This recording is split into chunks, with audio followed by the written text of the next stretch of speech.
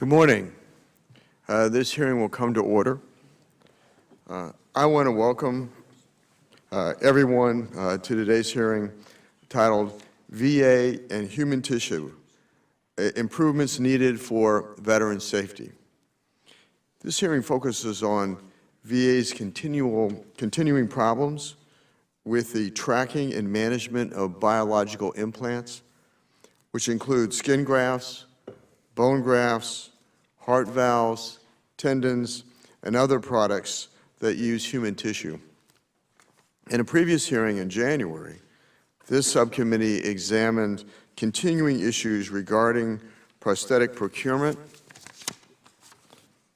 in particular VA's over-reliance on open market purchases that are potentially the most expensive procurement method and may pose the greatest risk to patient safety.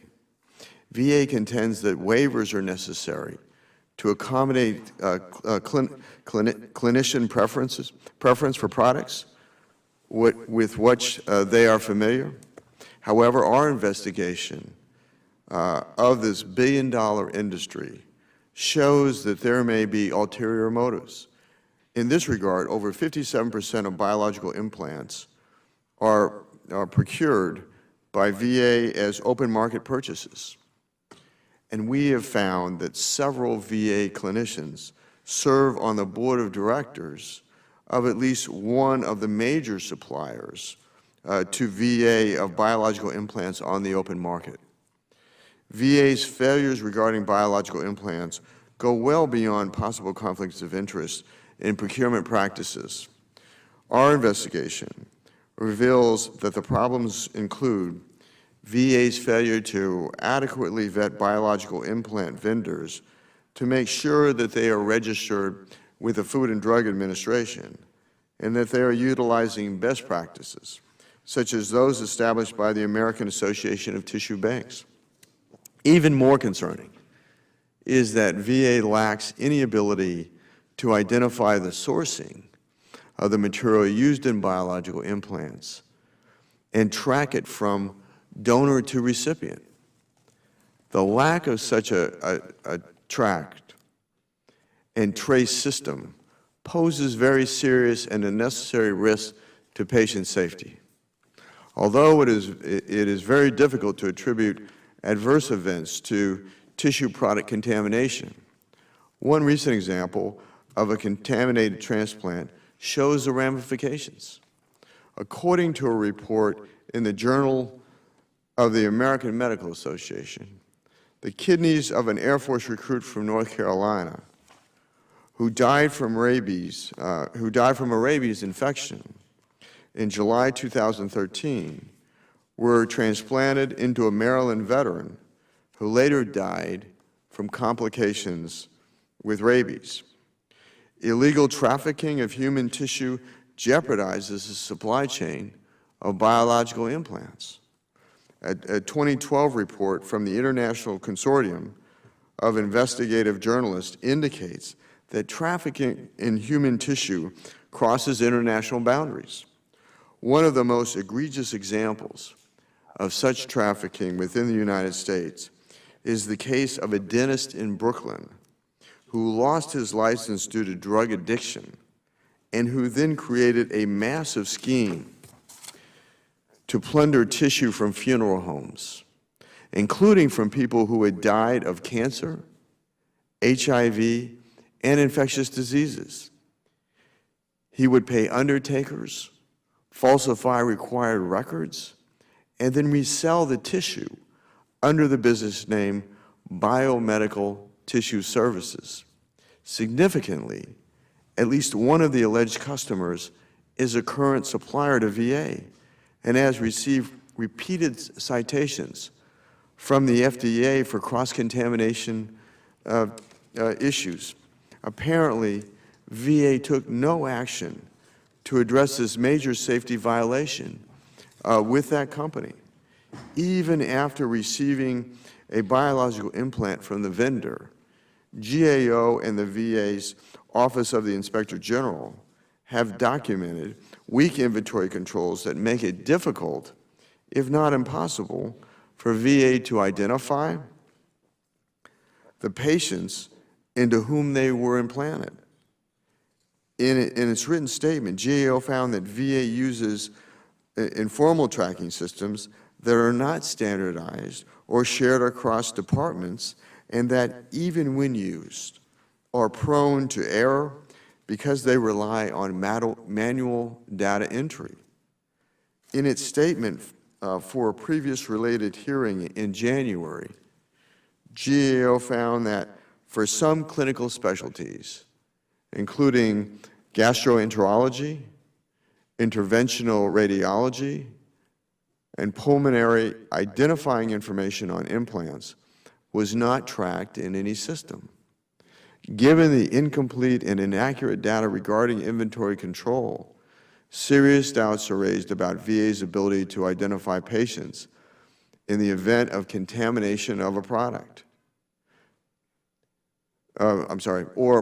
Contamination or a product recall. It is troubling to consider, but in an investigation in March of 2012, VA's Office of the Inspector General found expired products remaining on VA's inventory shelves. Fortunately, the FDA has developed a unique device identification system that if deployed by VA would facilitate reliable tracking and tracing of biological implants. I urge VA to implement this system and to develop an automated inventory control system that is compatible with the unique identifiers VA needs to make VHA the premier healthcare delivery system it aspires to be. It should lead the nation in the adoption of FDA's unique device identification system for all types of biological implants, even before FDA's implementation deadlines. The 6 million veterans served annually by VHA deserves the highest standards of patient care in the nation. With that, I recognize Ranking Member Waltz for his opening statement. And thank you for your testimony. Dr.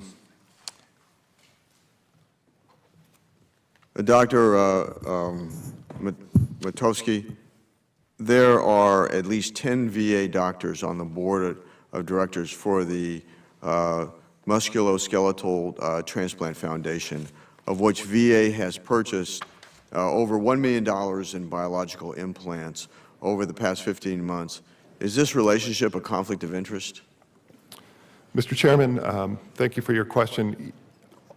All of our employees are required to declare by our ethics policy any conflicts of interest. As a matter of fact, in each of our clinical committee meetings, they are required to announce any conflicts of interest. We researched some of these assertions. We went back and identified each of the clinicians, and we did not find in our review any involvement in the procurement decisions associated with the MTF organization. I would add that the Musculoskeletal Transplant Foundation is a nonprofit organization, which I do believe is an AATB-accredited tissue bank.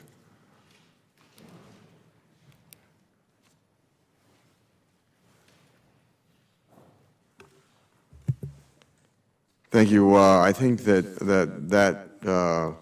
the entity you just referred to did $4 billion of business last year. The criminal conflict of interest statute in 18 United States Code Section 208 prohibits a federal employee from participating personally and substantially in a particular official duty that will have a direct and predictable effect on the employee's own financial interests. Do the VA clinicians who sit on the board of biological implant vendors violate this statute? I do not believe they did, sir. They are required by policy to notify their management of any conflict of interest, any boards they may sit on. And if they are involved in a procurement decision that may be associated with a firm with which they might be associated externally, they are to recuse themselves from that transaction. We did not find an instance where they were involved in that procurement decision. Mr. Matowski, according to your memo dated May 23rd, 2012, surgical implants are required to be bought on the FSS or Federal Supply Schedule, unless a waiver is obtained from the Director of the National Acquisition Center. Is a waiver obtained from is a waiver obtained from the Director for every surgical implant purchased on the open market? In many cases, the biological implants that are acquired are below the micro-purchase threshold.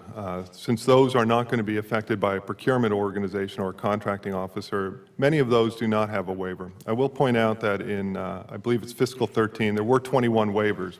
That may not sound like a large number, but that's a waiver for a contract that would be a local contract that would cover many purchases.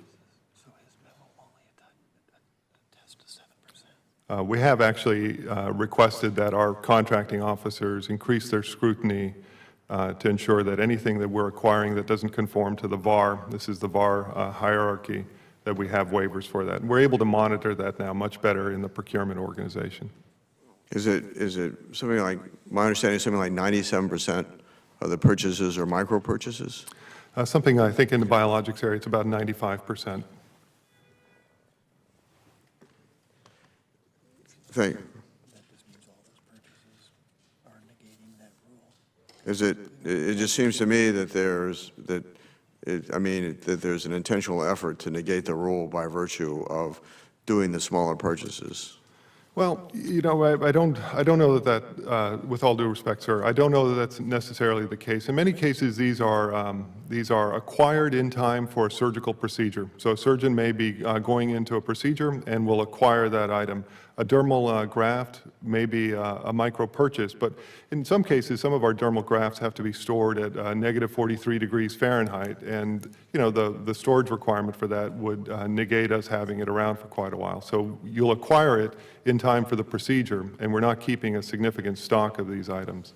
So you'll see smaller purchase items. Having said that, I want to be clear, we do want to have a clinically cleared national contract available for us that includes certification and accreditation, and then promulgate that contract for broad use. Thank you, Ms. Marshall. Cross. I've got a few questions. Some tissue products have already been implanted, injected, or applied by the time a recall occurs. How does VHA ensure that veterans who have been the recipient of such products are identified and notified? Well, they've told us that it's very difficult for them to identify the patients who've received those products. For the tissue products that are implanted in an operating room, they are required to enter information, identifying information about the source and lot number and such of that product into the patient's record, but it's manually entered, and it is not searchable except by pulling up a text field and so someone must actually go through each patient record to determine if they had a relevant product implanted. For the outpatient clinics, it's even less clear how the information could be tracked. Are the steps VA medical centers take to notify patients of a product recall sufficient to enable prompt identification? It's not clear. As I said, it's not clear that contaminated tissues have actually been implanted into patients in VA medical facilities. There's been a small number of recalls. I'd like to clarify that among those 13 recalls, 6 of them, they identified product at 27 different facilities. The remaining 7 were sent out because there was a belief that the VA had purchased these products. They did not find any. Whether that meant they had already been used or had expired, we don't know. The steps to actually identify patients, I'm not aware that there have been any notifications given to patients that they've received a contaminated tissue. VA has told us they're not aware of any cases of such contamination occurring. Ms. Cross, what is the problem with VA medical centers operating room staff entering implant serial and model numbers into medical records by hand? Well, you have the potential for error, just simple transcription error of someone's having to type something in. And in addition, it's not entered into something that's automatically searchable. It's in a field where you actually have to go back then and read it and compare it to the product that you'd be looking for. It's not something that's in, it's not like a barcode that's automatically read into the record. Thank you, Mr. Wilton. Mr. Wilton, is it common for biological implant vendors to receive FDA warning letters? No, in fact, it is fairly rare, Mr. Chairman. We went back and looked back to FY 2000, and there were 43 recalls that were issued within that roughly 15-year period. To put it in perspective, the FDA, looking at all the different areas it has jurisdiction over, issued 45 in January of this year alone. However, it is a very serious thing that our banks take with the utmost concern. Mr. Wilton, what is the benefit of the UDI or a standard identification system for VHA? As I remarked, Mr. Chairman, in my comments, it is largely due to tracking and tracing, so we can take it from the donor all the way to the recipient. I think from the VHA's perspective, it'll be helpful from inventory management to be useful if there is, in fact, a recall, and to overall improve efficiency within the VHA system. What are some concerns with the use of tissue distribution intermediaries? Sure. TDIs are sort of on the back end of the system, if you will. We went back and looked at FDA registration data, and as best we can tell, only about 16% of the TDIs are in fact accredited by ATB. So the question becomes, are they maintaining the standards they need to in order to make sure that the tissue is stored appropriately and it is distributed appropriately? So the short answer is we don't know for sure. Only the ones that we accredit can we speak for. Thank you, Dr. Rowe. Mr. Wilton, thank you so much for your testimony. You are now excused. At this time, I'd like to give VA, if they would like to respond to any of the comments in the prior two panels. Okay, seeing none. Today, we have had a chance to hear about many problems occurring with VA sourcing, procurement, and tracking of biological implants. From the testimony provided and questions asked today, I am alarmed at the great risk of harm our veterans face when they receive a biological implant from the VA. As such, this hearing was necessary to accomplish a number of items: to identify the reasoning for VA's questionable procurement and tracking practices involving biological implants, to require VA officials to explain their inadequate response to these obvious deficiencies, and to determine what steps are being taken to correct these issues and improve the care provided to our veterans. I ask unanimous consent that all members have 5 legislative days to revise and extend their remarks and include extraneous material. Without objection, so ordered. I would like to once again thank all of our witnesses and audience members for joining in today's conversation. With that, this hearing is adjourned. Thank you.